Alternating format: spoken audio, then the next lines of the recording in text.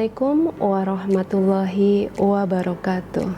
Perkenalkan, saya Desti Mu'alfa, Eskom Mkom, salah satu dosen Prodi Teknik Informatika Fakultas Ilmu Komputer Universitas Muhammadiyah Riau. Pada kesempatan kali ini, saya akan menjelaskan mata kuliah yang saya ampu, yaitu Digital Forensik dengan metode DIA, Delivery, Interaction, and Assessment. Selanjutnya, saya akan membuat video untuk memenuhi salah satu persyaratan sertifikasi dosen tahun 2025, yaitu pernyataan diri dosen dalam unjuk kerja Tridharma Perguruan Tinggi atau PDD UKTP, khususnya aspek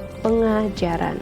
Yang pertama, saya akan memulai dengan deskripsi dan informasi umum dari mata kuliah Digital Forensik. Digital Forensik merupakan mata kuliah wajib bagi mahasiswa Teknik Informatika pada semester 4 dengan memiliki bobot 3 SKS selama 1 semester.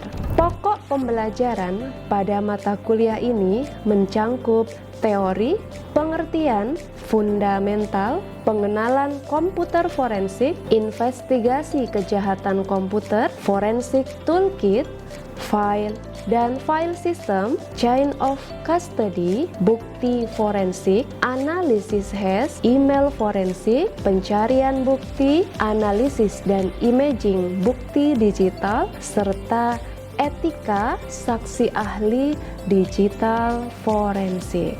Referensi mata kuliah ini diantaranya menggunakan karya Nelson dengan judul Guide to Computer Forensic and Investigation, buku karya Casey dengan judul Digital Evidence and Computer Crime, buku karya Nuh Al-Azhar tentang panduan praktis komputer investigation, dan karya ilmiah serta jurnal mutakhir.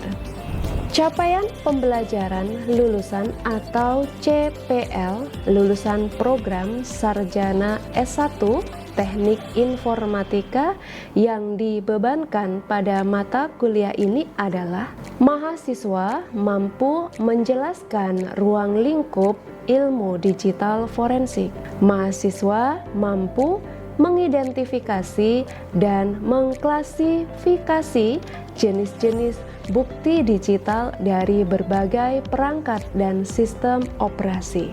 Mahasiswa mampu melakukan analisis terkait kasus dalam lingkup digital. Mahasiswa mampu mendokumentasikan dan implementasi laporan investigasi menggunakan SOP digital forensik dalam bentuk laporan chain of custody. Proses pembelajaran dalam mata kuliah ini dilaksanakan secara sinkronus melalui pertemuan tatap muka di kelas. Pendekatan awal yang digunakan meliputi ceramah sebagai pengantar, dilanjutkan dengan pendekatan Student Centered Learning atau SCL yang menekankan peran aktif mahasiswa dalam pembelajaran melalui diskusi kelompok kecil atau small group discussion. Selain itu, diterapkan pula pendekatan discovery learning untuk mendorong mahasiswa menemukan konsep dan pemahaman melalui proses penalaran hingga mencapai kesimpulan. Pembelajaran juga mengintegrasikan project based learning di mana mahasiswa diarahkan untuk fokus pada proses pemecahan masalah secara sistematis dan akhirnya menghasilkan sebuah karya. Metode pembelajaran ini juga didukung oleh LMS Universitas Muhammadiyah Riau, yaitu SIKULI, sebagai media sharing file materi dan presensi mahasiswa. Pembobotan penilaian pada mata kuliah ini terdiri atas beberapa komponen, yaitu kehadiran sebesar 10%, kuis penugasan mandiri, serta keaktifan individu sebesar 20%. Diskusi kelompok sebesar 30%, ujian tengah semester sebesar 20%, dan ujian akhir semester sebesar 20%, dengan total keseluruhan pembobotan adalah 100%. Berikutnya merupakan cuplikan dari proses pembelajaran yang saya laksanakan secara sinkronus tatap muka di ruang kelas. Selamat menyaksikan. Oke, Assalamualaikum warahmatullahi wabarakatuh. Waalaikumsalam warahmatullahi wabarakatuh.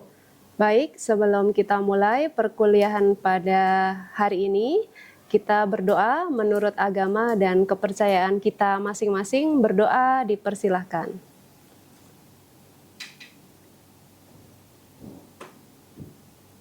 Berdoa selesai. Oke, bagaimana kabarnya? Oke, alhamdulillah. Ya, saya akan masuk ke pertemuan berikutnya, ya, yaitu pertemuan ke-9 terkait dari bukti forensik, ya. Nah, masih ingat ya apa itu digital forensik, ya? Dilakukan untuk sebuah analisis, melakukan investigasi ya pada bukti digital. Nah, di sini kita akan membahas lebih jauh terkait dari bukti forensik. Yang pertama, bukti forensik ini ada dua tipe ya, menurut sesuai Undang-Undang ITE tahun 2016 ya, bahwa barang bukti digital itu ada dua tipe atau dua kategori. Yang pertama adalah bukti elektronik dan juga bukti digital. Nah, di sini bukti elektronik adalah bersifat fisik ya, atau bisa dilihat secara visual. Contohnya apa saja? Ini di sini ada sebuah smartphone ya. Kemudian juga komputer ya, storage-nya ya. Kemudian juga ada memory card ya, baik itu SSD, flash disk, kemudian memory card yang mini ya. Kemudian berikutnya di sini juga ada yang namanya barang bukti digital ya, atau biasa disebut dengan bukti digital dari informasi yang dimiliki oleh perangkat elektronik. Ya, contohnya apa? Ya, yang pertama ada gambar, ya, gambar, kemudian juga ada video, ya, kemudian juga ada foto, ya, kemudian beberapa file yang terkandung di dalam suatu perangkat elektronik. Kira-kira apa lagi contohnya? Rekaman suara bisa. Kemudian apa lagi?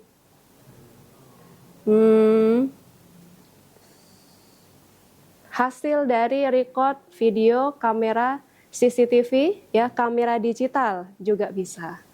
Oke, selanjutnya di sini contoh-contohnya adalah yang pertama dari bukti digital itu yang pertama ada logical file. Di sini ya, logical file itu kira-kira apa sih? File ya, file yang masih ada dan running di dalam sistem komputer kita. Nah, sedangkan untuk deleted file di sini adalah file yang sudah terhapus. Ya, baik itu terhapus secara permanen maupun sudah dihapus secara diformat. Kemudian berikutnya di sini adalah lost file. Kira-kira apa lost file? Ya, file yang hilang akibatnya adalah sudah dihapus atau secara biasa disebut dengan unlocated ya. Kemudian berikutnya adalah deleted file. Ini memang file yang sudah dihapus. Begitu ya. Kemudian ada lost file. Nah, lost file ini biasanya file yang sudah dihapus tapi dia masih ada di sektor klasternya. Ya. Kemudian untuk encryption file di sini adalah file yang dilakukan enkripsi. Biasanya enkripsi file ini menggunakan algoritma RSI, ya. Kemudian juga menggunakan asimetri, ya, kunci, deskripsi, dan juga enkripsi, ya. Kemudian di sini ada yang namanya steganography file. Nah, nggak asing ya dengan steganography file, yaitu file yang dilakukan penyembunyian, ya, disembunyikan dari file yang asli, ya. Misalnya bentuknya adalah dalam bentuk file JPEG. Kemudian di-hide dengan file lain berekstensi lain. Boleh dengan ekstensi Word, dokumen, gitu, atau bahkan bisa MP3, MP4, ya, atau menggunakan algoritma, ya. Kemudian berikutnya adalah Office file. Office file ini di sini ada Word, oke, Excel, kemudian PowerPoint, ya, bisa MS Outlook, itu juga termasuk ke dalam Office file. Nah, kemudian berikutnya ada audio file. Ya, audio file nggak asing ya, rekaman suara kita, voice note kita yang dikirimkan melalui media sosial, ya. Kemudian berikutnya ada video file, ya. Video file ini bisa didapatkan dari kamera CCTV, kamera smartphone kalian, ya, kemudian kamera digital. Nah, selanjutnya ada contoh yang lainnya adalah image file, yaitu berupa gambar, ya, dengan ekstensi bisa JPNG. Kemudian juga bisa H, ya. Nah, berikutnya adalah bukti digital terkait email. Apa kepanjangan email? Electronic mail. Oke, electronic mail ini biasanya juga dimanfaatkan orang untuk melakukan kejahatan atau tindak kejahatan dalam ranah cyber. Contohnya apa sih? Phishing email, ngebom email, ngebroadcast email, kemudian juga memberikan informasi palsu, ya, di inbox emailnya, gitu. Kemudian berikutnya adalah terkait dari user ID dan password, ya. Kadangkala kita pas saat menggunakan jaringan secara umum, kita kadangkala tidak sadar bahwa yang sedang kita akses itu juga terekam oleh server, ya. Nah, masalahnya saat rekaman itu ada malware-nya disisipin suatu algoritma untuk mengcapture data-data kalian yang diambil, sehingga user ID dan juga password yang kalian gunakan saat kalian login m-banking, kemudian login sistem informasi perkuliahan kalian mau KRS, tapi ternyata menggunakan WiFi dari luar, sehingga user name-nya sama ID-nya itu bisa di-capture dan dimanfaatkan oleh hacker, ya, sehingga mereka bisa masuk dan mengambil data dari yang kalian miliki. Coba kebayangkan kalau itu adalah sebuah m-banking, begitu. Nah, kemudian berikutnya adalah dari SMS atau short message service. Ya, ini berupa pesan teks message yang pendek. Ya, memang saat ini sudah jarang digunakan, tapi masih kadangkala kita pakai. Ya enggak? Apalagi kalau keluarga kita ada yang di perkampungan. Ya, tentu untuk akses internet atau WiFi itu masih kurang terjangkau. Sehingga bisa menggunakan jaringan yang berbasis SMS ini, ya. Kemudian berikutnya adalah MMS, ini multimedia message service. Nah, ini pesan pendek juga tapi sudah dalam bentuk video, ya. Kemudian call logs itu adalah sebuah history, ya, dari Ya, misalnya nih dari handphone kalian gitu ya, ada panggilan keluar, panggilan masuk, kemudian juga miss call. Ya, itu termasuk ke dalam kategori call logs-nya. Oke, berikutnya adalah terkait tantangan atau novelty. Kebayang ya di sini, kalian melihat ini adalah sebuah kacamata. Tapi di dalam kacamata ini ada terdapat storage yang bisa merecord ketika digunakan untuk melihat pas saat dipakai. Ternyata dari kacamata itu ada sensor kamera yang bisa merekam. Kebayangkan? Nah, ternyata dia pas pakai kacamata pergi ke suatu tempat hiburan atau tempat-tempat yang private. Ya, misalnya khusus untuk perempuan aja atau laki-laki aja. Ya, ternyata di situ kacamatanya memiliki sebuah kamera dan juga sudah bisa merekodnya, gitu ya. Kemudian di sini ada gambar dari boneka, ini juga ada storage-nya. Nggak kebayang juga yang perempuan, misalnya dikasih boneka, ternyata ada memori, ya. Kemudian juga korek ini.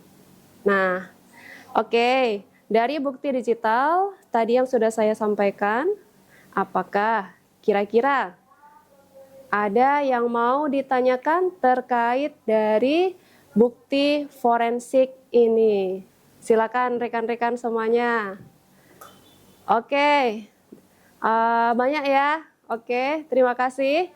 Tadi yang duluan saudara, silakan. Ya, silakan. Baik, sebelumnya terima kasih kepada kesempatan yang telah Ibu berikan. Kenalkan saya Ilmi. Saya ingin bertanya, tadi kan bicara tentang bukti digital, Bu. Ya. Itu saya pernah dengar tentang black box pesawat. Itu kan memanfaatkan teknologi. Nah, saya penasaran, Bu, apakah ada potensi bukti digital dalam black box pesawat tersebut atau tidak? Mungkin itu aja, Bu. Oke. Terima kasih. Ya, terima kasih kembali. Nice question ya.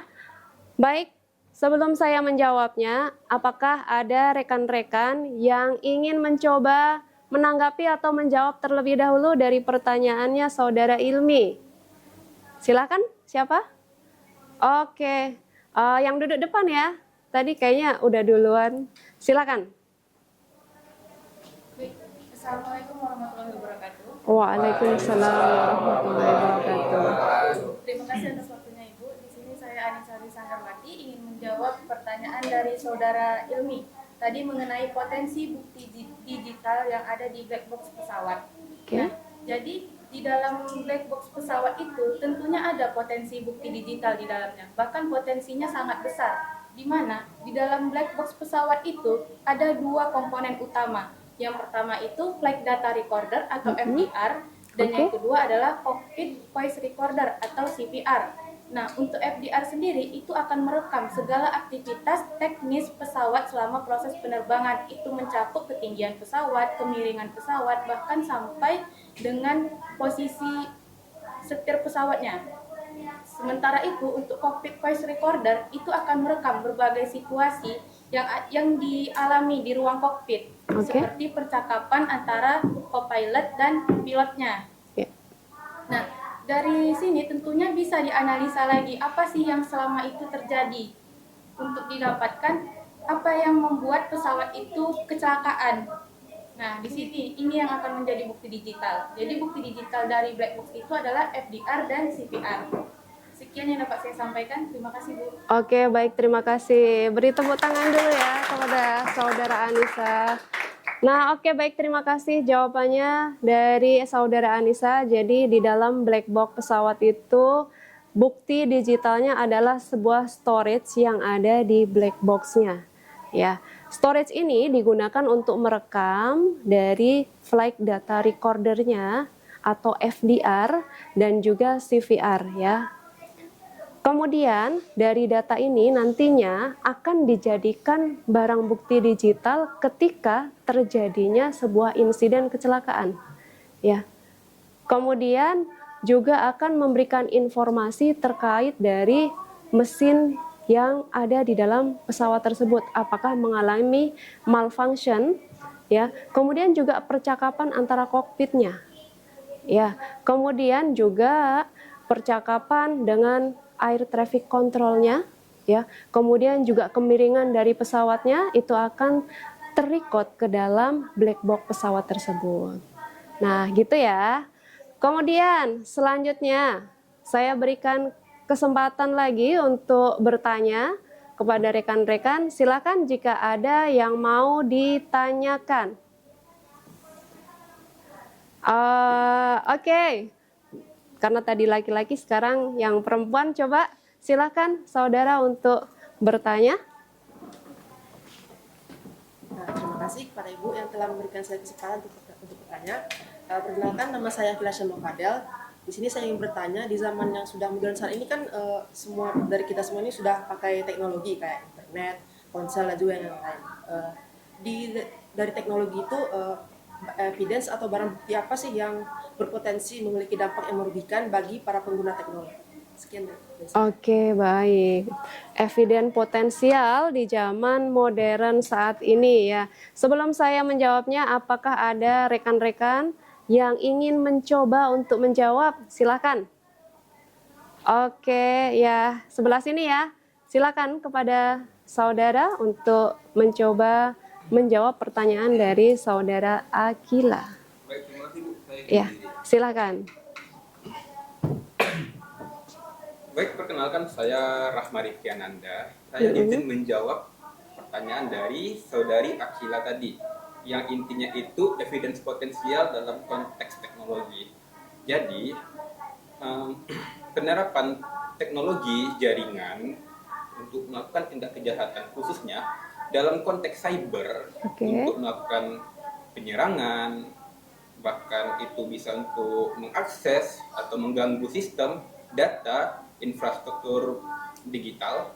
Ini biasanya terjadi dalam konteks internasional. Penyerangannya itu antar negara atau hacking yang sangat sulit untuk dilacak. Bahkan ini menjadi hal yang sangat merugikan bagi semua pihak, baik itu secara individu ataupun organisasi atau lembaga. Penyerangan ini dilakukan dengan berbagai macam metode. Di antaranya itu adalah peretasan. Selanjutnya itu ada penyebaran malware. Selanjutnya itu ada phishing atau pembajakan. Dan yang paling parah itu ada nama itu DDoS atau Distribute Denial of Service. Saya sedikit menjelaskan tentang DDoS. DDoS ini memiliki cara kerja dengan cara mengirimkan paket dalam jumlah banyak ke dalam sistem sehingga menyebabkan lonjakan trafik dan menyebabkan down. Jadi dalam hal ini evidence potensial dalam konteks teknologi itu adalah IP address. Sedikit menjelaskan, IP address itu merupakan alamat dalam suatu perangkat digital secara non-fisik atau secara mayanya. Kalau alamat fisik itu bisa disebut MAC address. IP address ini memiliki beberapa hal. Yang paling inti itu adalah source address dan destination address yang sering digunakan untuk penyerang terhadap sesuatu, dan itu sangat berpotensi jika penyerang mengetahui hal itu. Sekian jawaban dari saya. Oke, baik, terima kasih. Beri tepuk tangan kepada teman rekan kita ya. Oke, baik, terima kasih dari saudara Rahma, dan saya akan menambahkan jawaban dari pertanyaannya Akila. Jadi pertanyaan tadi adalah berupa potensial eviden di zaman saat ini. Memang yang disampaikan oleh Rahma ini cukup benar ya, dan juga itu biasanya digunakan secara global. Nah, sekarang pertanyaan saya adalah, kalian pakai smartphone nggak? Pakai ya. Nah, itulah yang menjadi potensial eviden pada zaman saat ini. Kenapa? Karena setiap orang itu pasti memiliki dan menggunakannya. Sehingga itu akan menjadi sebuah barang bukti yang potensial di zaman saat ini. Ya. Berikutnya adalah penggunaan dari smartphone ya. Dari kita melakukan komunikasi secara jarak jauh, bahkan sampai ke ngirim tugas dan juga pembelian secara online. Ya, kita kan sudah nggak asing lagi dengan hal yang demikian ya. Sehingga di situ banyak potensi digital evidence yang terjadi ketika adanya sebuah serangan. Nah, serangan di dalam smartphone ya, itu bisa juga dari phishing. Kemudian link yang biasa dikirim, biasanya kalau sekarang ini namanya link undangan, ya enggak? Kemudian rupanya ekstensinya adalah .aplikasi atau APK. Sehingga kalian pas saat dapat undangan dari temennya yang sudah ditunggu-tunggu, akhirnya kan dibuka dan juga terinstall sehingga sudah terrecord data kalian dan diambil datanya. Begitu. Kemudian zaman sekarang juga banyak yang memanfaatkan sosial media, ya, sosial media, kemudian editing foto, ya, kemudian ngerekam video. Nah, biasanya memanfaatkan sebuah tools yang dia juga ada potensi untuk mengambil data-datanya. Ya, biasanya kan ada informasi untuk meminta, ya, meminta dari data diri kalian. Begitu. Kemudian yang kedua adalah dari sebuah CCTV yang biasa digunakan di kalangan umum, bisa di jalan, kemudian di tempat hiburan, tempat makan, sekolah, ya. Dan itu akan bisa dijadikan barang bukti digital ketika terjadinya sebuah insiden. Ya, baik itu yang bersifat yang bersifat konvensional gitu ya, atau dia yang bersifat pencurian data di beberapa server atau perkantoran. Begitu ya. Oke, demikian ya. Kita akan masuki ke dalam suatu kesimpulan dari mata kuliah bukti digital ini, ya. Jadi kita paham ya bahwa terdapat barang bukti elektronik dengan barang bukti digital, ya. Yang pertama itu berbentuk fisik dan yang kedua itu dihasilkan dari barang bukti elektroniknya.